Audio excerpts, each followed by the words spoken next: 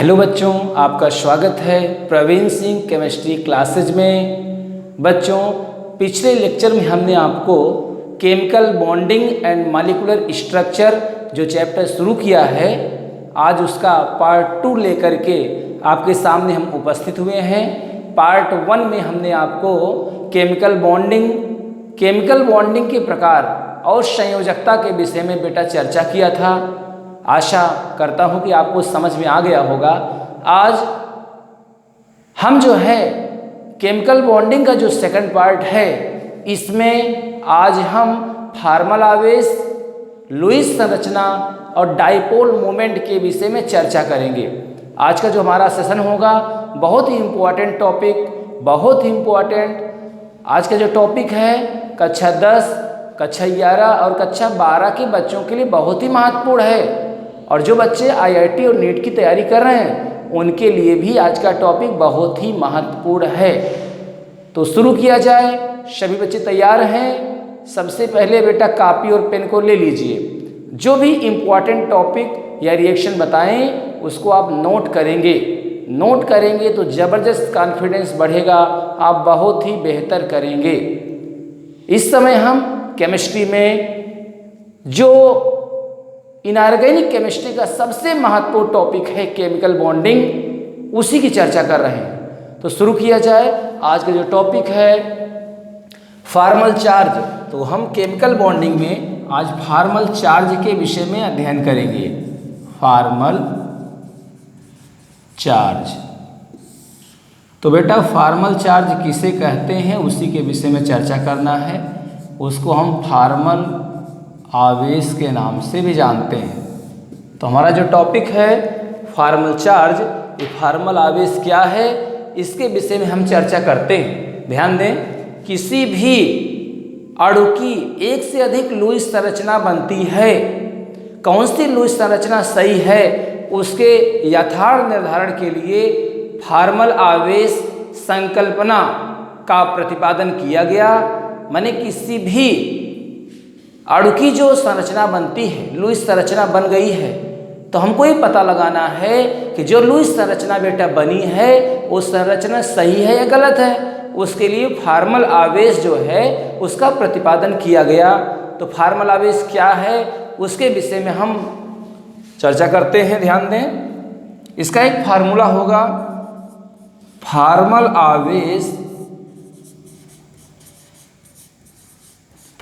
आवेश बराबर होता है मुक्त परमाणु के संयोजी इलेक्ट्रॉनों की संख्या -1/2 बंधी इलेक्ट्रॉनों की संख्या माइनस अनाबंधी इलेक्ट्रॉनों की संख्या। अनाबंधी इलेक्ट्रॉनों की संख्या। ध्यान दीजिए, जो फार्मल आवेश होता है किसी भी अणु का, फार्मल आवेश का जो फार्मूला होता है मुक्त परमाणु के संयोजी इलेक्ट्रॉनों की संख्या -1/2 बॉन्डिंग इलेक्ट्रॉन की संख्या माइनस नॉन बॉन्डिंग इलेक्ट्रॉन की संख्या।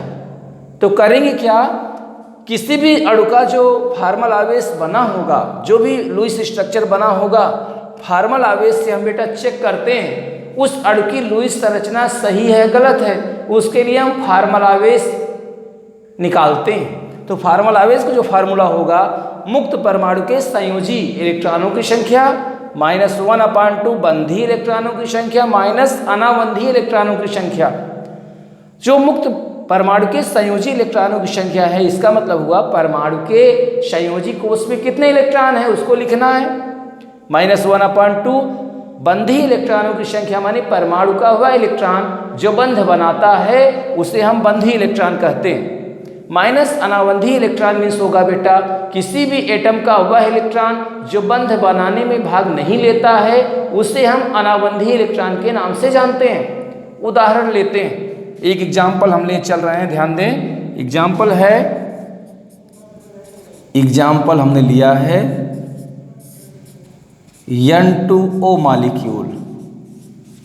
N2O मॉलिक्यूल का लुईस स्ट्रक्चर बनाएंगे हम और फार्मल आवेश से हम चेक करेंगे क्या इसकी जो संरचना है वो सही है या गलत है।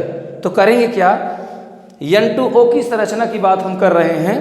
तो N2O माने क्या हुआ, 2 नाइट्रोजन और बेटा 1 ऑक्सीजन, यही तो हुआ ना। N2O माने जब लुईस स्ट्रक्चर बनाते हैं या बंधन संरचना बनाते हैं तो N2O माने 2 नाइट्रोजन और 1 ऑक्सीजन।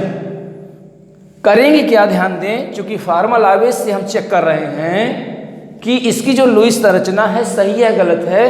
करेंगे क्या, सबसे पहले चूंकि इसको लुईस संरचना हम बना रहे हैं, इसके ऊपर एक माइनस चार्ज, इसके ऊपर प्लस चार्ज, इसके ऊपर हम 0 चार्ज रखेंगे। चूंकि N2O जो होता है उसके ऊपर ओवरऑल चार्ज कितना होगा, 0 चार्ज होगा। तो नाइट्रोजन के बाह्य कोश में कितने इलेक्ट्रॉन होते हैं, ध्यान दें। तो क्या करेंगे, सभी एटम के बाह्य कोश में जितने इलेक्ट्रॉन हैं उतने इलेक्ट्रॉन हम दिखा देंगे। तो नाइट्रोजन का एटॉमिक नंबर बेटा होता है 7, 2 और 5। तो नाइट्रोजन के बाह्य कोश में कितने इलेक्ट्रॉन हो गए, 5 इलेक्ट्रॉन हो गए। एक माइनस चार्ज हमने दिखाया है, इसका मतलब नाइट्रोजन के ऊपर कितने, नाइट्रोजन के पास कितने इलेक्ट्रॉन हो गए, 6 इलेक्ट्रॉन इस समय है बाह्य कोश में। क्यों ऐसा हमने किया, क्योंकि N2O की जो संरचना है सिंपल में लुईस संरचना हम बना रहे थे, उसका ऑक्टेट नहीं पूरा हो रहा था, इसीलिए हमने क्या किया है, 2 नाइट्रोजन 1 ऑक्सीजन है, एक नाइट्रोजन पर माइनस चार्ज, एक नाइट्रोजन पर प्लस चार्ज और O पर माइनस चार्ज लगा दिया है। और फार्मल आवेश से हम ये चेक करेंगे कि जो चार्ज हमने लगाया है क्या यह चार्ज लगाने से इसका ऑक्टेट पूरा होता है, क्या अष्टक नियम का पालन करता है। तो फार्मल आवेश से भी चेक करेंगे जो चार्ज हमने लगाया है क्या वह चार्ज सही है या गलत है। सही है तो फार्मल आवेश के फार्मूले से हम चेक करेंगे, सही और गलत का निर्धारण यहीं से हो जाएगा। चूंकि N2O पर 0 चार्ज है तो 2 नाइट्रोजन 1 ऑक्सीजन, एक नाइट्रोजन पर माइनस चार्ज, दूसरे पर प्लस चार्ज, ऑक्सीजन पर 0 चार्ज हमने लिख दिया है। हमको मालूम नहीं है सही है गलत है, उसी को तो चेक करना है। फार्मल आवेश से हम चेक करेंगे कि अणु की लुईस संरचना सही है या गलत है। तो नाइट्रोजन के बाह्य कोश में बेटा 5 इलेक्ट्रॉन होता है, लेकिन एक माइनस हो गया, इसके बाह्य कोश में कितने इलेक्ट्रॉन हो गए, 6 इलेक्ट्रॉन, 1 2 3 4 5 6। यहाँ नाइट्रोजन के बाह्य कोश में 5 इलेक्ट्रॉन होता था, एक प्लस मान 1 इलेक्ट्रॉन कम हो गया, 1 2 3 4। ऑक्सीजन के ऊपर 0 चार्ज है, ऑक्सीजन का परमाणु क्रमांक बेटा 8 होता है, 2 और 6। ऑक्सीजन के आउटर मोस्ट शेल में 6 इलेक्ट्रॉन है और 6 इलेक्ट्रॉन को हम दिखा देंगे, 1 2 3 4 5 5 6। आपको पता होना चाहिए किसी भी एटम के बाह्य कोश के इलेक्ट्रॉन ही बॉन्ड फॉर्मेशन में पार्टिसिपेट करते हैं। इनर सेल्स नहीं, मतलब ऑक्सीजन के अंदर के सेल में 2 इलेक्ट्रॉन है, बाह्य में 6 है, तो बाहर का 6 इलेक्ट्रॉन ही तो पार्टिसिपेट करेगा। बाह्य में 6 इलेक्ट्रॉन हैं, लेकिन कितने इलेक्ट्रॉन की कमी है, 2 की कमी है ना, तो बाह्य कोश के इलेक्ट्रॉन ही भाग लेंगे। तो इस समय नाइट्रोजन के पास कितना इलेक्ट्रॉन हो गया है, 6। कितने इलेक्ट्रॉन की कमी है, 2। चूंकि अष्टक नियम है बेटा 8 इलेक्ट्रॉन होने चाहिए, चाहे इलेक्ट्रॉन एटम दे करके 8 पूरा करे चाहे ले करके पूरा करे। तो यहाँ सहसंयोजक बंध हो गया, इसके बाह्य कोश में 6 इलेक्ट्रॉन थे तो 2 इलेक्ट्रॉन की कमी थी, दोनों इलेक्ट्रॉन सहसंयोजक बंध से जुड़ गए। इस समय इस नाइट्रोजन के पास काउंट करें, सहसंयोजक बंध है, यह इलेक्ट्रॉन दोनों में काउंट होगा, इसके लिए 1 2 3 4 5 6, 2 इलेक्ट्रॉन यहाँ। ध्यान दें इस समय सबका अष्टक पूरा है, N2O में इस नाइट्रोजन का भी अष्टक पूरा है, इस नाइट्रोजन का भी अष्टक पूरा है, ऑक्सीजन का भी अष्टक पूरा है। इसका मतलब हुआ N2O की जो लुईस संरचना है वो सही है उस हिसाब से।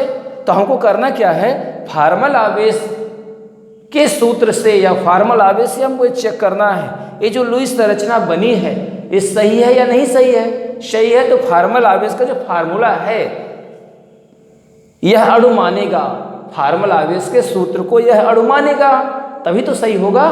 तो क्या करेंगे, चेक करते हैं क्या सही है गलत है। इस समय इस नाइट्रोजन का ऑक्टेट पूरा है 1 2 3 4 5 6 7 8, इस नाइट्रोजन का 1 2 3 4 5 6 7 8, इस ऑक्सीजन का 1 2 3 4 5 6 7 8। N2O की जो संरचना है बेटा, जितने भी एटम हैं सबका ऑक्टेट पूरा है, यह लुईस संरचना है। अब हम क्या करेंगे, फार्मल आवेश सिद्धांत की सहायता से हम चेक करेंगे जो N2O की संरचना है बेटा सही है या गलत है। उसके लिए हम क्या करेंगे, हम फार्मूला यूज करेंगे जो फार्मूले यहाँ लिखे हैं। फार्मल आवेश बराबर मुक्त परमाणु के संयोजी इलेक्ट्रॉनों की संख्या -1/2 बॉन्डिंग इलेक्ट्रॉनों की संख्या माइनस नॉन बॉन्डिंग इलेक्ट्रॉनों की संख्या। तो हम करेंगे क्या, ध्यान दें, यहाँ लिखते हैं नाइट्रोजन, यहाँ लिखते हैं नाइट्रोजन, यहाँ ऑक्सीजन, एक टेबल बनाते हैं। सब लोग ध्यान देंगे, बहुत ही इंपॉर्टेंट है। फार्मल आवेश बहुत ही इंपॉर्टेंट बेटा है। कक्षा 10, 11, 12 के बच्चे ध्यान देते रहें। जो भी टॉपिक हमें बता रहे हैं बहुत ही इंपॉर्टेंट है, इसको मिस नहीं करना है। हो सकता है आपने इसको नहीं ध्यान दिया हो, लेकिन बेटा इंपॉर्टेंट है, इसीलिए ये टॉपिक को लेकर के हम आपके सामने उपस्थित हुए हैं। हमारा पूरा प्रयास है कि जो केमिकल बॉन्डिंग में सबसे इंपॉर्टेंट टॉपिक है, आपने नहीं पढ़ा है, उसको आप पढ़िए। तो फार्मल आवेश बहुत ही इंपॉर्टेंट टॉपिक, उसी टॉपिक को लेकर के आपके सामने हम उपस्थित हुए हैं। हमारा प्रयास है एक भी इंपॉर्टेंट टॉपिक छूटेगा नहीं, जितने भी महत्वपूर्ण टॉपिक हैं आप तक पहुंचाने का पूरा प्रयास कर रहे हैं। इस समय रेगुलर वीडियो अपलोड नहीं कर पा रहे हैं, इसके लिए हमें खेद है, लेकिन आने वाले टाइम में वीडियो को अपलोड करते रहेंगे। ठीक है, करना क्या है, वीडियो को देखिए बेटा, वीडियो को देखते रहेंगे तभी हमारा कॉन्फिडेंस बढ़ेगा और रेगुलर वीडियो आपको हम उपलब्ध कराएंगे। कक्षा 12 के लिए तो हम रेगुलर दे रहे हैं, कक्षा 12 के लिए बेटा हम रेगुलर दे रहे हैं। कक्षा 10, 11 और 12 के बच्चों के लिए स्पेशल क्लास संडे को हम दे रहे हैं। सभी बच्चे इसको देखें, हमारे चैनल से जुड़ें। एक बार जुड़ेंगे तो कहीं न कहीं आपको फायदा होगा, बार बार देखने की आवश्यकता होगी, आवश्यकता महसूस भी करेंगे आप, क्योंकि इस समय हम केमिकल बॉन्डिंग पढ़ा रहे हैं, बहुत ही इंपॉर्टेंट टॉपिक। तो N2O की जो लुईस संरचना है हमको चेक करना है, सही है गलत है, तो फार्मल आवेश के फार्मूले का यूज करने चल रहे हैं। ध्यान दें, N2O माने एक नाइट्रोजन, नाइट्रोजन ऑक्सीजन, ये नाइट्रोजन है बेटा, ए वाला ए है, ओ वाला ए। करेंगे क्या, फार्मूला क्या है, सभी के बाह्य कोश में इलेक्ट्रॉनों की संख्या। तो नाइट्रोजन जब मुक्त अवस्था में होता है बेटा तो उसके बाह्य कोश में कितने इलेक्ट्रॉन होते हैं, आपने कहा 5। नाइट्रोजन यदि मुक्त अवस्था में है तो उसके बाह्य कोश में कितने इलेक्ट्रॉन होंगे, 5। यह भी नाइट्रोजन जब मुक्त अवस्था में होगा, इसके बाह्य कोश में कितने इलेक्ट्रॉन होंगे, 5। या ऑक्सीजन भी जब मुक्त अवस्था में रहा होगा, इसके बाह्य कोश में कितने इलेक्ट्रॉन होंगे, 6। यहां तक पहुंच गए ना, -1/2 बंधी इलेक्ट्रॉनों की संख्या। तो नाइट्रोजन जितने भी एटम हैं सबके बंधी इलेक्ट्रॉन कितने हैं काउंट करो। इस नाइट्रोजन के देखिए जरा, एक बंध में 2 इलेक्ट्रॉन होते हैं ना, तो कितने बंध हैं, 2 बंध हैं, तो 1 इलेक्ट्रॉन, 2 इलेक्ट्रॉन, 3 इलेक्ट्रॉन, 4 इलेक्ट्रॉन। इस नाइट्रोजन के लिए 4 इलेक्ट्रॉन, तो 4/2, क्योंकि लिखा है 1/2 बंधी इलेक्ट्रॉन। जितने एटम हैं सबके बंधी इलेक्ट्रॉन /2 करिए आप। इस नाइट्रोजन के कितने इलेक्ट्रॉन बॉन्ड, कितने बंधी इलेक्ट्रॉन है गिनो, एक बॉन्ड में 2 इलेक्ट्रॉन है, 1 2 3 4 5 6 7 8, यहाँ 8/2। इस ऑक्सीजन के कितने बंधी इलेक्ट्रॉन हैं, आपने कहा कि 1 2 3 4 4/2। माइनस अनाबंधी इलेक्ट्रॉनों की संख्या। ध्यान दें, किसी भी एटम के वे इलेक्ट्रॉन जो बंध बनाने में भाग नहीं लेते हैं उसे हम अनाबंधी इलेक्ट्रॉन के नाम से जानते हैं। बिल्कुल घबराने की आवश्यकता नहीं है, हर पॉइंट को बेटा आप समझिए। जब समझेंगे तो कॉन्फिडेंस बढ़ेगा, बहुत ही बेहतर करेंगे, आपकी केमिस्ट्री बहुत ही अच्छी होगी। अच्छी केमिस्ट्री चाहते हैं तो प्रैक्टिस करिए, क्योंकि केमिस्ट्री में बेटा बिना प्रैक्टिस किए कुछ होगा नहीं। प्रैक्टिस करना होगा, वीडियो को बार बार देखना होगा। कॉन्फिडेंस एक बार बन गया ना तो बहुत ही अच्छा करेंगे आप, अच्छा कर भी रहे हैं, हमें विश्वास है। तो आगे चलते हैं, ध्यान दीजिए। तो फार्मूला है माइनस अनाबंधी इलेक्ट्रॉनों की संख्या। तो नाइट्रोजन के कितने इलेक्ट्रॉन बंध नहीं बना रहे हैं, चेक करिए। आपने कहा नाइट्रोजन के तो 4 इलेक्ट्रॉन नहीं बंध बना रहे, इसके 1 2 3 4। ये जो नाइट्रोजन है उसका नाइट्रोजन यहाँ है, बीच वाला नाइट्रोजन जो है उसको हमने यहाँ लिखा है, ऑक्सीजन को यहाँ लिखा है। मैंने नाइट्रोजन लिखा है तो इसके बंधी और अनाबंधी इलेक्ट्रॉन इसके नीचे, इस नाइट्रोजन के नीचे उसका बंधी और अनाबंधी इलेक्ट्रॉन। जो भी टॉपिक है, जो भी कॉन्सेप्ट है हम क्लियर कर रहे हैं, कोई दिक्कत नहीं है। चलिए इस नाइट्रोजन के कितने इलेक्ट्रॉन बनाने में भाग नहीं ले रहे हैं? 1 2 3 4, तो यहाँ लिख दिया 4। इसके कितने इलेक्ट्रॉन बंध नहीं बना रहे? आपने कहा सभी इलेक्ट्रॉन बंध बना रहे, इसके पास कोई इलेक्ट्रॉन बचा ही नहीं है, तो इसको 0। इसके कितने इलेक्ट्रॉन बंध नहीं बना रहे हैं? 1 2 3 4, क्योंकि 2 इलेक्ट्रॉन बंध बना रहे हैं, तो 4 बचे हुए हैं, 4। अब क्या करेंगे? फार्मूले पर रख दिया, मुक्त परमाणु के संयोजी इलेक्ट्रॉनों की संख्या -1/2, बंधी इलेक्ट्रॉनों की संख्या माइनस अनाबंधी इलेक्ट्रॉनों की संख्या। तो करेंगे क्या? ध्यान दें, सबसे पहले आपको हम बता दें, इसमें ये जो चारों इलेक्ट्रॉन हैं इसको हम अनाबंधी इलेक्ट्रॉन कहते हैं। इसको हम लिख दे रहे हैं अनाबंधी इलेक्ट्रॉन। ये इलेक्ट्रॉन बंध नहीं बना रहे, ये दोनों क्या हैं? ये बंधी इलेक्ट्रॉन हैं, माने ये इलेक्ट्रॉन बंध बना रहे हैं, ठीक है। ये क्या है? ये अनाबंधी इलेक्ट्रॉन है। आप सब लोग जानते रहिए, जो इलेक्ट्रॉन बंध बनाते हैं उसको बंधी इलेक्ट्रॉन, जो इलेक्ट्रॉन बंध नहीं बनाते हैं उसको अनाबंधी इलेक्ट्रॉन कहते हैं। क्लियर है ना?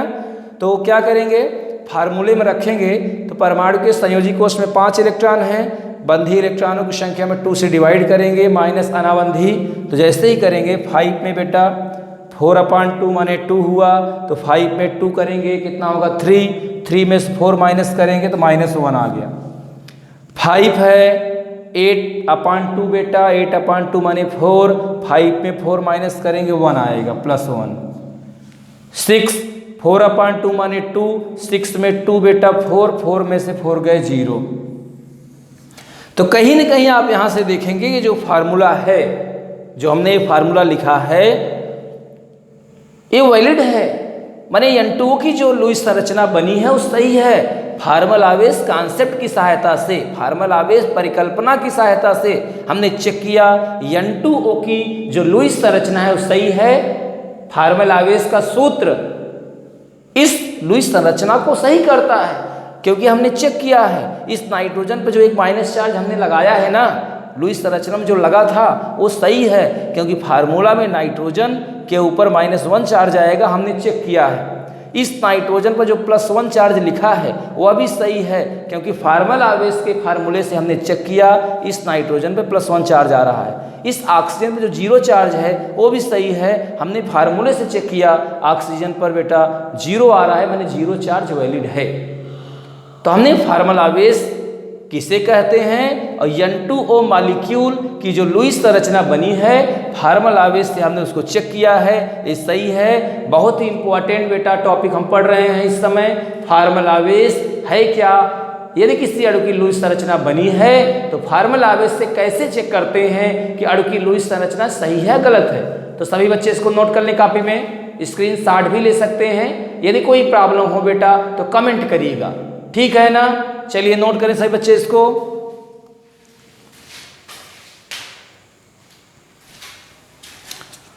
ठीक है, नोट करते रहें।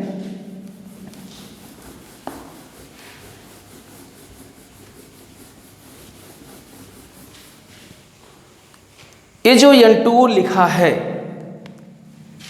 ये देख रहे हैं, ये क्लियर नहीं है, ये पॉइंट कट रहा है यहाँ से, इसको फिर से देख लिया जाए, ठीक है ना? चलिए अभी जो हमने इसको बताया इसको यहाँ ऊपर फिर से बता दे रहे हैं। नाइट्रोजन के बाह्य कोश में कितने इलेक्ट्रॉन थे? 5। इस नाइट्रोजन के बाह्य कोश में 5 मुक्त अवस्था में, इसके बाह्य कोश में 6।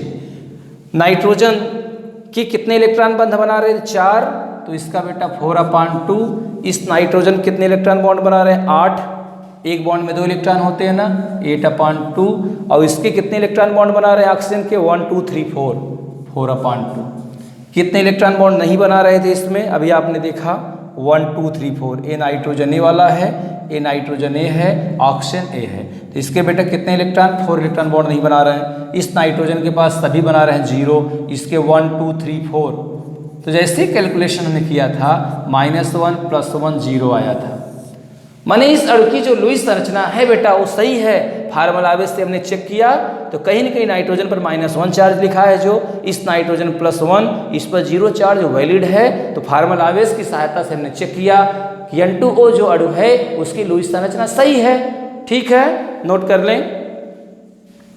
इसके बाद बेटा दूसरा एग्जाम्पल लेकर के हम क्लियर करेंगे कि वास्तव में जो फॉर्मल आवेश है एक कॉन्सेप्ट है, एक परिकल्पना है कि किसी भी अणु की लुईस संरचना सही है गलत है, उसका निर्धारण हम फॉर्मल आवेश से बड़े आसानी से कर सकते हैं। तो बिल्कुल घबराने की आवश्यकता नहीं है। करना क्या है, अगर किसी अणु की सिंपल लुईस स्ट्रक्चर ना बने तो चार्ज लगाकर भी लुईस स्ट्रक्चर हम ड्रा करेंगे, बाद में फॉर्मल आवेश की सहायता से चेक कर लेंगे कि जो चार्ज हमने लगाया है सही है वो गलत है। एग्जाम्पल नंबर 2 लेते हैं, ध्यान दें। हमने कहा O3 मॉलिक्यूल जो है इसकी लुईस स्ट्रक्चर हम बनाएंगे, लुईस स्ट्रक्चर बनाएंगे और फॉर्मल चार्ज से चेक करेंगे कि इसकी लुईस स्ट्रक्चर जो है सही है गलत है। तो आपने कहा कि O3 है तो O3 मीन्स 3 ऑक्सीजन हुआ, 1 ऑक्सीजन 2 ऑक्सीजन 3 ऑक्सीजन, यही तो है ना। हमने कहा एक ऑक्सीजन पे बेटा माइनस लगा दो, एक पर ऐसे प्लस लगा दो, एक पर ऐसे 0 चार्ज लगा दो, कोई दिक्कत नहीं है। जितने एटम हैं सब पर ऐसे ही चार्ज आप लगा दीजिए, चूंकि O3 पर ओवरऑल चार्ज कितना होता है 0 होता है। तो एक पर माइनस, एक पर प्लस, एक पर 0। अब ये नहीं मालूम है बेटा कि चार्ज सही है गलत है, यही तो पता लगाना है। पहले क्या किया हमने, माइनस प्लस 0 चार्ज लगा दिया और सभी के बाह्य कोश में इलेक्ट्रॉन को दिखाकर बॉन्डिंग करेंगे। बाद में हम चेक करेंगे फॉर्मल चार्ज की सहायता से ये जो स्ट्रक्चर है वो सही है या गलत है। तो घबराने की आवश्यकता नहीं है। ऑक्सीजन के बाह्य कोश में बेटा हमेशा 6 इलेक्ट्रॉन होता था, ये माइनस हुआ माने 7 इलेक्ट्रॉन हो गए। चलिए दिखाइए 1 2 3 4 5 6 7। इसके बाह्य कोश में हमेशा 6 होता था, 1 प्लस माने 5 हो गया, 1 2 3 4 5। इसके बाह्य कोश में तो हमेशा 6 ही होता था, वो 6 रहेगा। तो इसके पास 7 इलेक्ट्रॉन थे, 1 इलेक्ट्रॉन कमी है, यहाँ से दिखा दो। और 1 2 3 4 5 6 और देखो इसको ऐसे दिखा दो। माने O3 की लुईस संरचना बन के तैयार है, संरचना बन गया है बेटा। हमको ये पता लगाना है फॉर्मल आवेश की सहायता से कि जो संरचना बना है सही है या गलत है, हमको पता लगाना है। ये क्या है, O3 की लुईस संरचना बन गई है, मालूम नहीं है सही है या गलत है। फॉर्मल आवेश बताएगा कि संरचना गलत है या सही है। करेंगे क्या, ध्यान दें। 3 O है, O O और O, 3 O ऐसे लिख करके आप क्या करेंगे, ऐसे कर दीजिए। ये कौन सा O है, ध्यान दें, 1 2 3। चूंकि 3 O है, एक ही टाइप का O है, तो 1 2 3 नाम दे दिया गया। घबराने की आवश्यकता नहीं है। 1 2 3 जब 1 लिखेंगे समझिए ए वाला ऑक्सीजन, 2 माने ए वाला ऑक्सीजन, 3 माने ए वाला ऑक्सीजन। सही है ना, समझने में सही रहेगा। चलिए फार्मूले पे आते हैं। सभी के बाह्य कोश में या संयोजी कोश में इलेक्ट्रॉनों की संख्या, जब ऑक्सीजन मुक्त अवस्था में होता है तो उसके बाह्य कोश में 6 इलेक्ट्रॉन होते हैं। सभी के बाह्य कोश में दिखा दो 6 इलेक्ट्रॉन 6 इलेक्ट्रॉन 6 इलेक्ट्रॉन। 1 2 3 ऑक्सीजन का नंबर है, ये पहला ऑक्सीजन है, ये दूसरा है, तीसरा है। चलिए फिर क्या फार्मूला है, संयोजी कोश में इलेक्ट्रॉनों की संख्या -1/2 बंधी इलेक्ट्रॉनों की संख्या। बंधी माने कितने इलेक्ट्रॉन बंध बना रहे हैं या बंध बनाने में जितने इलेक्ट्रॉन भाग लिए हैं उसे हम बंधी इलेक्ट्रॉन कहेंगे, बॉन्डिंग इलेक्ट्रॉन। तो 1 नंबर के ऑक्सीजन के कितने इलेक्ट्रॉन बंध बनाए हैं, 1 1 2, तो 2/2। 2 नंबर के जो ऑक्सीजन ने कितने इलेक्ट्रॉन बनाया है, बंध में कितने इलेक्ट्रॉन है, 1 2 3 4, 4/2। 3 नंबर का जो ऑक्सीजन है कितना इलेक्ट्रॉन बंध में है, 1 2 3 4, 4/2।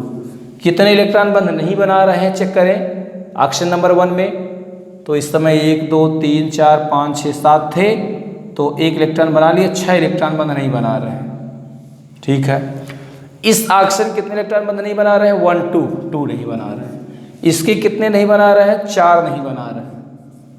कैलकुलेशन करिए, बंधी संयोजी कोश में इलेक्ट्रॉन की संख्या माइनस बंधी इलेक्ट्रॉन की संख्या 2 माइनस अनाबंधी, सब घटेंगे आपस में, माइनस करेंगे। 6 2/2 1, 6 में 1 गए बेटा 5, 5 में 6 गए -1, 6 में 4/2 माने कितना होता है 2, तो 6 में 2 गए 4। ध्यान दे 6 में ये 6 है ना, यहाँ से 2 करेंगे 4 होगा। और दूसरा ऑक्सीजन क्या है, देखिए इसके बाह्य कोश में कितने इलेक्ट्रॉन है, काउंट करें। ये जो ऑक्सीजन है उसके बाह्य कोश में कितने इलेक्ट्रॉन हुए, काउंट करिए। तो इसके बाह्य कोश में आप चेक करेंगे, सेकंड वाले ऑक्सीजन का जो बाह्य कोश में काउंट करें, 1 2 3 4 5 6 इलेक्ट्रॉन थे, यहाँ 6/2 होना चाहिए। चूंकि ऑक्सीजन नंबर 2 है, चेक करिए इसके बाहर क्वेश्चन में 5 इलेक्ट्रॉन है, चूंकि +1 है 6 होते हैं, 5 बचे, तो इसके देखिए 1 2 3 4 5 6 6 इलेक्ट्रॉन बॉन्ड फॉर्मेशन में भाग ले रहे हैं 6/2। तो 6 में बेटा 6/2 माने 4, 6 में 4 गए कितना होगा, 6 में से 4 माइनस कर दीजिए, कितना होगा यहाँ से 6 है, 6 में 2 से डिवाइड करेंगे 3 आएगा, 2 में से 6 में से 3 गए 3 में से बेटा 2 जाएगा +1 आएगा। यहाँ से 4/2 माने हो गया 2, 6 में 2 गए 4 में से 4 गए 0। तो हम चेक करते हैं ऑक्सीजन पर -1 चार्ज, इस ऑक्सीजन पर +1 चार्ज, इस ऑक्सीजन पर 0 चार्ज, यही चार्ज लगा भी है, इसका मतलब हुआ O3 की जो ये लुईस संरचना है वो सही है। फार्मल आवेश से हमने चेक किया है कि जो संरचना है वो सही है। तो हमने आपके सामने फार्मल आवेश किसे कहते हैं, फार्मल आवेश पर आधारित 2 प्रॉब्लम समझाने का पूरा प्रयास किया है। किसी भी अणु की लुईस संरचना बना है तो संरचना सही है या गलत है, उसका यथार्थ निर्धारण करने के लिए फार्मल आवेश बनाया गया। फार्मल आवेश से हम चेक करते हैं किसी अणु की लुईस संरचना सही है या नहीं सही है। तो उम्मीद है यह टॉपिक आपको समझ में आया होगा। सभी बच्चे प्रैक्टिस करेंगे और भी प्रॉब्लम पर अभ्यास करेंगे आप। फार्मल आवेश बहुत ही इंपॉर्टेंट टॉपिक है, इसको मिस नहीं करना है, प्रैक्टिस करना है, 2-3 बार अभ्यास करेंगे तो आप बहुत ही बेहतर करेंगे, ठीक है। इसके बाद हम जो अगला टॉपिक है डाइपोल मोमेंट, बहुत ही इंपॉर्टेंट टॉपिक। आज का टॉपिक बहुत ही बेहतर है, बहुत ही अच्छा है, क्योंकि ध्यान दें इस सब कंपटीशन के टॉपिक हैं। इंटर में तो ठीक है, 10th 11th 12th के बच्चे तो जाने इसको, लेकिन विशेष करके टॉपिक तैयारी वाले बच्चों के लिए बहुत ही महत्वपूर्ण है। तो आगे चलकर आप नीट IIT की तैयारी करेंगे तो वहाँ आप देखेंगे फार्मल चार्ज और विशेष करके डाइपोल मोमेंट बहुत बार आया है। तो डाइपोल मोमेंट तो आपको आना ही चाहिए, क्योंकि डाइपोल मोमेंट से हम अणु की ज्योमेट्री, हमारा अणु जो है मॉलिक्यूल पोलर है या नॉन पोलर है, हम ज्ञात करते हैं। तो हमको आज सीखना क्या है, ध्यान दें, डाइपोल मोमेंट हम सीखेंगे आज। डाइपोल मोमेंट, इसको हम वैद्युत द्विध्रुव, वैद्युत द्विध्रुव के नाम से जानते हैं।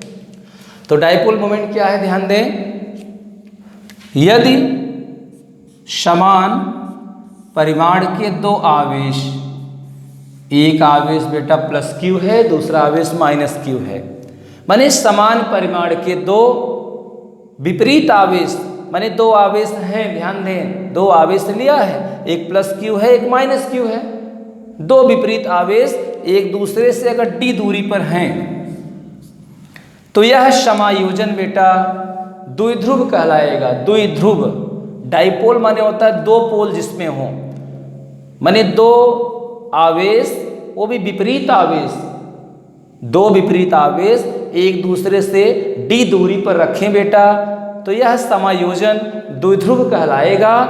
और याद रखें एक आवेश और दोनों के बीच की दूरी का गुणनफल ही क्या होगा, वैद्युत द्विध्रुव कहलाएगा। वैद्युत द्विध्रुव जो होता है, एक आवेश और दोनों आवेशों के बीच की जो दूरी होगी उसी का जो गुणनफल होगा वैद्युत द्विध्रुव कहलाएगा। माने वैद्युत द्विध्रुव बराबर होगा आवेश गुणे दोनों आवेश के बीच की दूरी। तो हम म्यू बराबर लिखेंगे Q × D। और आपको बता दें, अगर U का हमको मात्रक निकालना होगा, माने डाइपोल मोमेंट का जो मात्रक होगा, Q माने होता है बेटा आवेश, आवेश का मात्रक होता है कूलाम, और D माने दूरी, दूरी का मात्रक मीटर होता है। तो वैद्युत द्विध्रुव का जो मात्रक होगा कूलाम मीटर होगा, या इसको हम D/, इसका यूनिट होता है सही से D/, इसको D से लिखते हैं, कैपिटल D कहीं लिखा है तो समझ लेना D/, ये वैद्युत द्विध्रुव का मात्रक है। वैद्युत द्विध्रुव को म्यू से लिखते हैं, इसका मात्रक D/, होता है, SI मात्रक कूलाम मीटर भी होता है। इसको सभी बच्चे नोट कर लें, ध्यान दें, बहुत ही महत्वपूर्ण है। यदि मॉलिक्यूल हमारा पोलर है या नॉन पोलर, हमारा जो अणु है 2 टाइप के मॉलिक्यूल होते हैं, पोलर मॉलिक्यूल, दूसरा है नॉन पोलर मॉलिक्यूल। बहुत ही इंपॉर्टेंट, ये परीक्षा में बहुत बार पूछा गया है, इसको सभी बच्चे ध्यान देंगे, विशेष करके कक्षा 11-12 के बच्चे तो ध्यान ही देंगे इसको, क्योंकि पोलर और नॉन पोलर मॉलिक्यूल पहचानने को कई बार पूछा गया है, तो बच्चे कंफ्यूज होते हैं। तो करना क्या है, किसी भी मॉलिक्यूल का यदि जो है म्यू की value does not equal to 0, dipole moment की वैल्यू 0 के बराबर नहीं है तो वह मॉलिक्यूल पोलर होगा। यदि म्यू की वैल्यू 0 के बराबर है तो मॉलिक्यूल नॉन पोलर होगा। तो म्यू क्या चीज़ है, डायपोल मोमेंट है। तो मॉलिक्यूल जो है उसका वैद्युत ध्रुव आपको निकालना होगा, डायपोल मोमेंट वैद्युत ध्रुव आघूर्ण। पढ़ क्या रहे हैं, वैद्युत ध्रुव आघूर्ण हम पढ़ रहे हैं, वैद्युत ध्रुव आघूर्ण पढ़ रहे हैं इस समय हम, ध्यान दें। तो जो पोलर मॉलिक्यूल है, पोलर मॉलिक्यूल में जैसे ध्यान दें CH3Cl हुआ ना, CH2Cl2 हुआ, और नॉन पोलर में आपके हो जाएंगे H2Cl2 O2 N2 CH4 ETC। तो करना क्या है, ये जो पोलर मॉलिक्यूल है, पोलर माने इसको हिंदी में बेटा ध्रुवीय अणु कहते हैं। ध्रुवीय अणु का जब डायपोल मोमेंट आप निकालेंगे, वैद्युत ध्रुव आघूर्ण निकालेंगे, इसकी वैल्यू 0 के बराबर नहीं होगी, तो इसका मतलब मॉलिक्यूल हमारा क्या हो गया, पोलर हो गया। पोलर को हम क्या बोलते हैं, उसको हम ध्रुवीय अणु के नाम से जानते हैं, ध्रुवीय। और किसी मॉलिक्यूल का जो डायपोल मोमेंट होगा वो 0 के बराबर होगा, उसको हम बोलेंगे अध्रुवीय, अध्रुवीय। और एक बड़ी चीज़ आपको सिखा दें बेटा, वैद्युत ध्रुव जो होता है उसको एरो से दिखाते हैं, ऐसे पीछे कट देते हैं। जैसे एग्जाम्पल के लिए HCl लिखा है, और जो इसका हेड होगा वो इलेक्ट्रोनिगेटिव की तरफ होगा और टेल ऐसे इलेक्ट्रोपॉजिटिव की तरफ होगा। मैंने वैद्युत ध्रुव हमारा एक वेक्टर क्वांटिटी है, वैद्युत ध्रुव हमारा एक वेक्टर क्वांटिटी है, माने सदिश राशि है, उसको ऐसे एरो से डिनोट करते हैं। उसका जो हेड होगा इलेक्ट्रोनिगेटिव एटम की तरफ होगा, उसका टेल इलेक्ट्रोपॉजिटिव की तरफ होगा। ठीक है, और भी हम समझाने का प्रयास कर रहे हैं, सभी बच्चे इसको नोट कर लें, बहुत ही इंपॉर्टेंट टॉपिक है। तो हम करेंगे क्या, थोड़ा सा पोलर और नॉन पोलर के विषय में चर्चा करने चल रहे हैं। ये पोलर और नॉन पोलर है क्या, उसके विषय में थोड़ा सा आपको जानना चाहिए। जैसे H2 मॉलिक्यूल दिया है, H2 मॉलिक्यूल दिया हुआ है, ये पोलर है कि नॉन पोलर है हमको नहीं मालूम है, तो करेंगे क्या, एक H यहाँ है, एक H यहाँ है, दोनों के ऐसे इलेक्ट्रॉन हैं, बन गया H2। किस प्रकार का बंध है बेटा, सहसंयोजक बंध है। हाइड्रोजन के पास एक इलेक्ट्रॉन है, इस हाइड्रोजन के पास भी एक इलेक्ट्रॉन है, दोनों के इलेक्ट्रॉन आपस में साझा करके सहसंयोजक बंध बना रहे हैं। दोनों के इलेक्ट्रॉन मूवमेंट हम बता रहे हैं बेटा। तो दो हाइड्रोजन हैं, हाइड्रोजन का एक इलेक्ट्रॉन, इसका एक इलेक्ट्रॉन है, तो डायपोल मूवमेंट को हमने बताया ऐसे एरो से दिखाते हैं। तो हाइड्रोजन ने क्या किया, अपना इलेक्ट्रॉन ले लिया, इस हाइड्रोजन का जो डायपोल मोमेंट होगा उसको एरो से दिखाते हैं, इधर दिखा दिया, और इस हाइड्रोजन का इधर हो गया। तो दोनों एक दूसरे का जो परिणामी है ना, तो म्यू का जो मान आएगा, डायपोल मोमेंट का मान 0 आएगा। इसका मॉलिक्यूल का मतलब हुआ बेटा नॉन पोलर। यदि म्यू का मान 0 आता है तो मॉलिक्यूल क्या होगा, नॉन पोलर होगा, माने अध्रुवीय होगा, अध्रुवीय अणु होगा। कैसे किया आपने, दो हाइड्रोजन है, दोनों के बीच में कितने इलेक्ट्रॉन है, इसका एक इलेक्ट्रॉन, इसका इलेक्ट्रॉन, दोनों ने सहसंयोजक बंध बनाया है ना। परमाणु के मध्य इलेक्ट्रॉनों के साझेदारी से जो बंध बनता है उसको हम सहसंयोजक बंध कहते हैं। Sharing of electron between the atom in the molecule is called covalent bond. तो जैसे डायपोल मोमेंट के दिखाना होगा, हमने कहा एरो से दिखाते हैं, तो इस हाइड्रोजन के लिए एरो का प्रयोग किया गया, इसका इधर, और दोनों एरो एक दूसरे को कैंसिल करते हैं। हमने कहा इसको ऐसे दिखा दिया, ऐसे तीर से दिखाते हैं, तो जो परिणामी डायपोल मोमेंट इसका होगा 0 होगा। अगर परिणामी डायपोल मोमेंट का मान 0 है, अणु अध्रुवीय होता है। और भी हम दिखा सकते हैं, लेकिन अगर हम CHCl3 का दिखाएं, कार्बन से एक हाइड्रोजन, इधर Cl, इधर H और इधर H, तो कहीं न कहीं हम हाइड्रोजन का दिखाएंगे, यहाँ हाइड्रोजन है क्योंकि CHCl3 है, कार्बन से 3 हाइड्रोजन, एक Cl, तो इस हाइड्रोजन का डायपोल मोमेंट दिखाएंगे ऐसे एरो से और इसका ऐसे एरो से दिखाएंगे बेटा।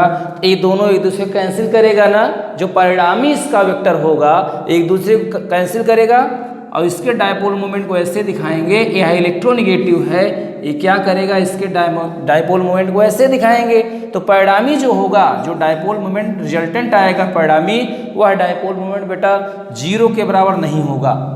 यदि किसी अणु का डायपोल मोमेंट 0 के बराबर नहीं होगा, वह अणु बेटा ध्रुवीय होता है। अणु क्या होगा, ध्रुवीय होगा, माने मॉलिक्यूल क्या होगा बेटा, पोलर होगा। बहुत ही आसान है। डायपोल मोमेंट की सहायता से हमें ज्ञात करते हैं कौन सा अणु पोलर है, मीन्स ध्रुवीय है या अध्रुवीय है, क्योंकि डायपोल मोमेंट को ऐसे एरो से दिखाते हैं। इसका एक हेड है, एक टेल है। अधिकतर हम देखते हैं जो इसका हेड होता है वह इलेक्ट्रोनिगेटिव की तरफ होता है और उसका टेल इलेक्ट्रोपॉजिटिव की तरफ होता है। यह क्या होगा, यह भी पोलर होगा। Cl है, यह H है। इसके डायपोल मोमेंट को ऐसे दिखाएंगे, हाइड्रोजन के डायपोल मोमेंट को ऐसे दिखाते हैं। तो यही न कहीं Cl और हाइड्रोजन के साइज में अंतर है। Cl की साइज बड़ी है, इस हाइड्रोजन की साइज छोटी है, तो इसका जो सिरा होगा ये बड़ा होगा, इसका छोटा होगा। तो दोनों जब रिजल्टेंट निकालेंगे म्यू की value does not equal to 0, 0 के बराबर नहीं होगा। इसका मतलब अणु जो होगा यह ध्रुवीय होगा। O2 का भी निकाल सकते हैं, डबल बॉन्ड है ना, एक ही टाइप के एटम है, तो इनका डायपोल मोमेंट एक दूसरे का हो जाएगा 0। दोनों की साइज समान है। यदि इलेक्ट्रॉन को दिखाएंगे, दोनों के डायपोल मोमेंट को दिखाते हैं, म्यू का मान 0 होता है। अगर रिजल्टेंट वेक्टर का मान 0 है, चूंकि ये वेक्टर क्वांटिटीज है, डायपोल मोमेंट एक दूसरे को कैंसिल करेगा, म्यू की वैल्यू 0 होगी। म्यू की वैल्यू में डायपोल मोमेंट इस O2 अणु का 0 है, यह बेटा आपका अध्रुवीय है, और जिसका 0 के बराबर नहीं है यह आपका ध्रुवीय होगा। तो डायपोल मोमेंट की सहायता से बेटा हम अणु ध्रुवीय है या अध्रुवीय है इसका निर्धारण आसानी से करते हैं। तो बहुत ही इंपॉर्टेंट टॉपिक बेटा हम पढ़ रहे हैं इस समय, डायपोल मोमेंट, जो कि केमिस्ट्री का बहुत ही इंपॉर्टेंट टॉपिक है।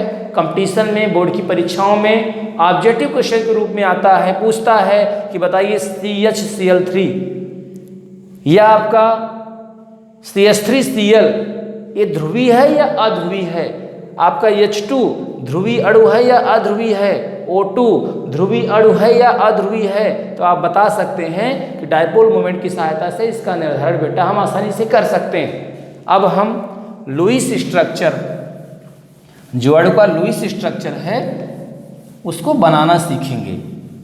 और बेटा अगले लेक्चर में हम जो इस केमिकल बॉन्डिंग में बचे हुए टॉपिक हैं, जैसे संकरण, hybridisation, VSEPR theory, valence shell electron pair repulsion theory, MOT theory, जितने भी इंपॉर्टेंट टॉपिक हैं आपके सामने लेकर के अगले लेक्चर में उपस्थित होंगे। हमारा पूरा प्रयास है कि जो भी टॉपिक हैं, इंपॉर्टेंट टॉपिक जो बोर्ड की परीक्षाओं में कंपटीशन में आते हैं, वो मिस नहीं होगा। पूरा टॉपिक हम आपको देंगे। करना क्या है बेटा, आपको वीडियो को देखना है। वीडियो को देखेंगे तो आपका भी कॉन्फिडेंस बढ़ेगा, हमारा भी कॉन्फिडेंस बढ़ेगा, हम और बेहतर करेंगे और बेहतर आप तक पहुंचाने का प्रयास करेंगे। ठीक है, हम चाहते हैं ऐसे बच्चे जो हमारे चैनल से नहीं जुड़े हैं वो जुड़ें, और आप जो है वीडियो को शेयर करिए बेटा, अधिक से अधिक बच्चे जुड़ें, अधिक से अधिक बच्चे वीडियो को देखें। हम चाहते हैं सबका हित हो, सबका हित होगा तो हमारा भी हित हो जाएगा। ठीक है, ध्यान दें, लगे रहिए पूरी एनर्जी के साथ। इस समय हम केमिस्ट्री पढ़ रहे हैं, आप केमिस्ट्री प्रवीण सिंह से पढ़ रहे हैं। ठीक है, ऑर्गेनिक केमिस्ट्री, इनऑर्गेनिक केमिस्ट्री, कहीं न कहीं आप सबसे अलग पाएंगे। लगे रहिए, देखते रहिए, आपकी केमिस्ट्री अच्छी हो। अब हम पढ़ेंगे बेटा क्या, लुईस स्ट्रक्चर। हम लुईस स्ट्रक्चर बनाना सीखेंगे कि लुईस स्ट्रक्चर क्या है, कैसे लुईस स्ट्रक्चर हम ड्रा करते हैं, उसी के विषय में बेटा चर्चा करना। जैसे हम बात करते हैं मीथेन की बात करते हैं, आपने कहा CH4 फार्मूला, एक कार्बन है और 4 हाइड्रोजन उससे लगे हुए हैं। ठीक है, कार्बन के बाह्य कोष्ठ में कितने इलेक्ट्रॉन होते हैं, 4 इलेक्ट्रॉन होते हैं, 1 2 3 4। हाइड्रोजन के बाह्य कोष्ठ में कितने इलेक्ट्रॉन होते हैं, 4। सॉरी हाइड्रोजन के बाह्य कोश में एक ही इलेक्ट्रॉन होंगे ना, परमाणु क्रमांक 1 होता है। तो ठीक है, सभी के बाह्य कोश के इलेक्ट्रॉन को दिखा दिए हैं। ये लुईस स्ट्रक्चर हो गया, माने CH4 में एक कार्बन 4 हाइड्रोजन, तो कार्बन को बीच में लिख दीजिए, चारों हाइड्रोजन को साइड में लगा दीजिए, सभी के बाह्य कोश के इलेक्ट्रॉन को दिखा दीजिए। कार्बन के बाह्य कोश में 1 2 3 और 4 इलेक्ट्रॉन है, इसको थोड़ा नज़दीक दिखाएंगे। हाइड्रोजन कितने हैं? 4 हैं, हाइड्रोजन के पास 1 इलेक्ट्रॉन है, तो सभी एटम के जितने इलेक्ट्रॉन हैं बाह्य कोश में दिखा देंगे। इसे हम लुईस स्ट्रक्चर के नाम से जानेंगे। करेंगे क्या आप? चूंकि इलेक्ट्रॉन दिखा दिया है तो बॉन्ड बनना चाहिए, बॉन्ड बनने के बाद सबका अष्टक भी पूरा हो, यही तो है। एक से अधिक एटम जिस आकर्षण बल से बंधते हैं उसी को तो बंध कहते हैं। बंध बने तो आवश्यकता की पूर्ति भी हो जाए, तब तो बंध का मतलब निकलेगा ना। चलिए, हाइड्रोजन के पास 1 है, एक और चाहिए, इससे साझा कर लिया। या हाइड्रोजन के पास 1 था, एक और चाहिए था, इससे साझा कर लिया। इस समय हाइड्रोजन के पास 1 1 2 पूरा, 1 1 2 पूरा, ठीक है। इस हाइड्रोजन के पास 1 है, एक और चाहिए, इससे बना लिया, इससे बना लिया। हाइड्रोजन का पूरा हो गया है। कार्बन का भी पूरा हो चुका है, एक बंध में 2 इलेक्ट्रॉन है, 1 2 3 4 5 6 7 8।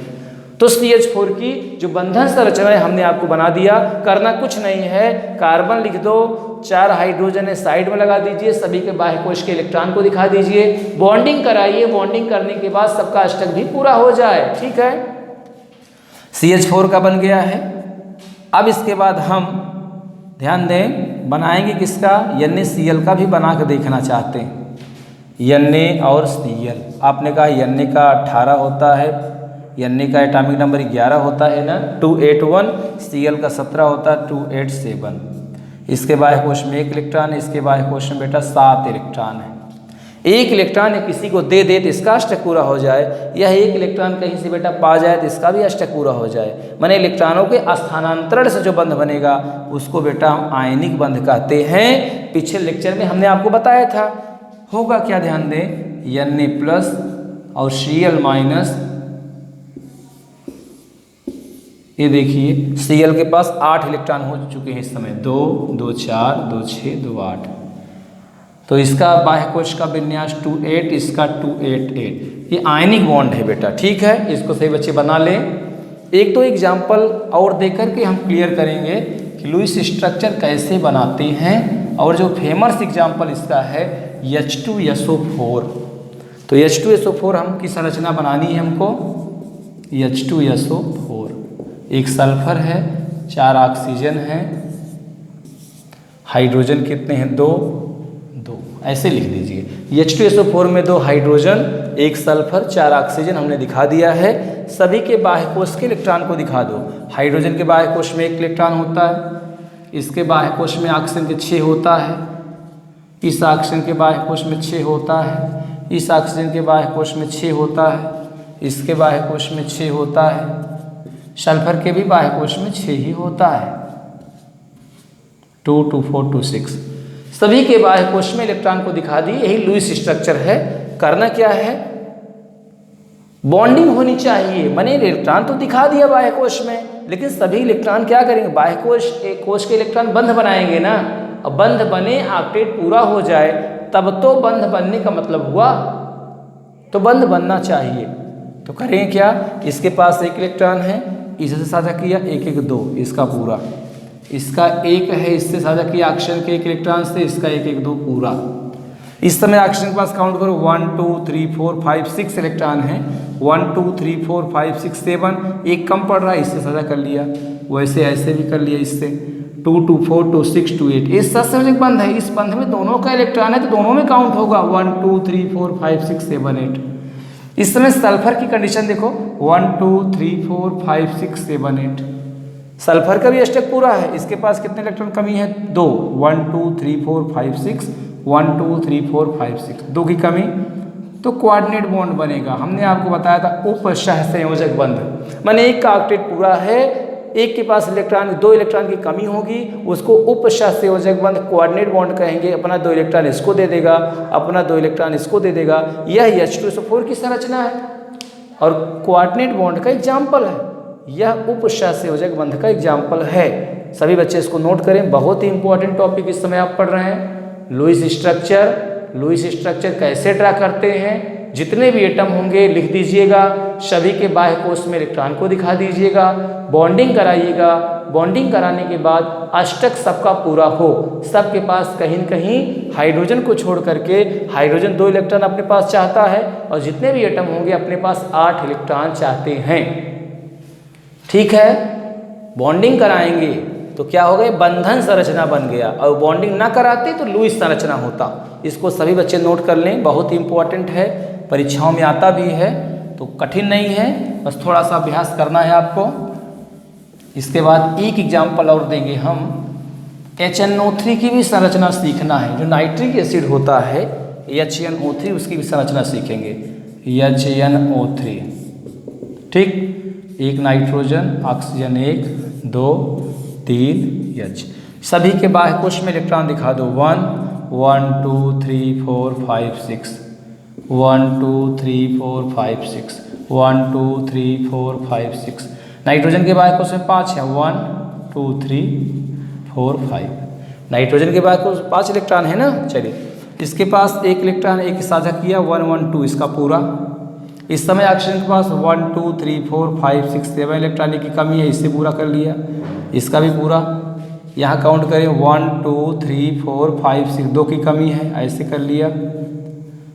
इसका ऑक्टेट पूरा है, 2 2 4 2 6 2 8, इसके पास 2 2 4 2 6। इसका अष्टक पूरा है नाइट्रोजन का, इसके पास 2 इलेक्ट्रॉन कमी है, तो कोऑर्डिनेट बॉन्ड हो गया।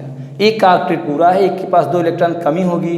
इस प्रकार के बंध को उपसहसंयोजक बंध कहते हैं। हमने HNO3 की बंधन संरचना आपके सामने बनाई है, सभी बच्चे नोट कर लें। इस अणु में सहसंयोजक बंध भी है, उपसहसंयोजक बंध भी दिखाया गया है। सहसंयोजक बंध किसे कहेंगे, ध्यान दें, परमाणु के मध्य इलेक्ट्रॉनों के साझेदारी से जो बंध बनता है। 2 एटम हैं, दोनों के पास, इसके पास 1 इलेक्ट्रॉन है बाह्य कोश में, इसके पास भी हैं तो कई इलेक्ट्रॉन, लेकिन 1 इलेक्ट्रॉन बंध बना रहा है। सहसंयोजक बंध परमाणु के मध्य इलेक्ट्रॉनों के साझेदारी से जो बंध बनता है, इसका भी 1 इलेक्ट्रॉन, इसका भी इलेक्ट्रॉन बंध बना लिया, ये सहसंयोजक बंध है। ये भी सहसंयोजक बंध है, ये भी सहसंयोजक बंध है, दोनों के समान इलेक्ट्रॉन आपस में साझा कर रहे हैं। लेकिन यहाँ बेटा उपसहसंयोजक बंध है, कोऑर्डिनेट बॉन्ड है, इसका अष्टक पूरा, इसके बाद 2 कमी, अपना 2 दे दिया। ठीक है, और भी जो एग्जाम्पल हैं अगले लेक्चर में हम देंगे। ठीक है, केमिकल बॉन्डिंग का जो पार्ट 3 होगा बहुत ही स्पेशल होगा। हम उसमें संकरण, वेस्पर थ्योरी, यमोटी, जितने भी इंपॉर्टेंट टॉपिक हैं केमिकल बॉन्डिंग में, उसको लेकर के आपके सामने उपस्थित होंगे। लगे रहिए, ऐसे ही देखते रहिए प्रवीण सिंह केमिस्ट्री क्लासेज को। ठीक है, प्रैक्टिस करिए बेटा, जितना भी टॉपिक हमने पढ़ाया है उसका अभ्यास करिए, आने वाले टाइम में आप बहुत ही बेहतर करेंगे। ईश्वर करें कि आप अच्छा करें, लगे रहिए। ठीक है, आज के लिए बस बेटा इतना ही, यही कहेंगे, केमिस्ट्री को पढ़िए, और केमिस्ट्री एक बार आ गया बेटा तो बहुत ही अच्छा होगा। कंपटीशन में, यूपी बोर्ड में अच्छा नंबर पाना है, टॉप करना है, तो केमिस्ट्री को बेहतर बनाइए। केमिस्ट्री ही विकल्प है, उसमें पूरा नंबर मिलता है। ठीक है, आज के लिए बस इतना ही। थैंक्स बेटा।